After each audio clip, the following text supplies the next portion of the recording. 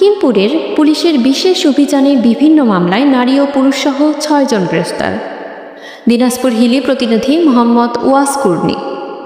দিনাজপুরের হাকিমপুর থানা পুলিশের বিশেষ অভিযানে নারী ও শিশু নির্যাতন মামলায় পৌর শহরের মধ্যে বাসুদেবপুর এলাকার বাসিন্দা ও বাংলা হিলি বাজারের ব্যবসায়ী নাহিদ হোসেন ৩২ সহ বিভিন্ন মামলায় ৬ জনকে গ্রেফতার করেছে থানা পুলিশ। নাহিদের বিরুদ্ধে প্রতারণার অভিযোগও রয়েছে বলে জানায় পুলিশ। শনিবার ২১শে জুন দিবাগত রাতে হাকিমপুর থানার নারী ও শিশু নির্যাতন মামলার অভিযোগে পুলিশ অভিযান চালিয়ে নাহিদ হোসেনকে তার নিজ বাড়ি থেকে গ্রেফতার করে থানা পুলিশ। হাকিমপুর থানার মামলা নং ৬/৬/২০২৫। গ্রেফতারকৃত নাহিদ হোসেন মণ্ডল ৩২ হাকিমপুর পৌর শহরের মধ্যে বাসুদেবপুর এলাকার রেজাউল করিম মণ্ডলের ছেলে। নাহিদ হোসেন মণ্ডল বাংলা হিলিবাজারের ব্যবসায়ী বলে জানা গেছে।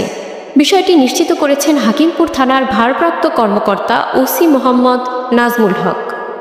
নারী ও শিশু নির্যাতন মামলার তদন্তকারী অফিসার পুলিশ পরিদর্শক ওসি তদন্ত এস.এম. জাহাঙ্গীর আলম জানান, গত ১৯শে জুন নাহিদ হোসেনের স্ত্রী মোসাম্মদ তাজমিন নাহার সীমা ২৩ যৌতুকের দাবিতে মারপিটের অভিযোগে নাহিদের নামে আদালতে মামলা করে।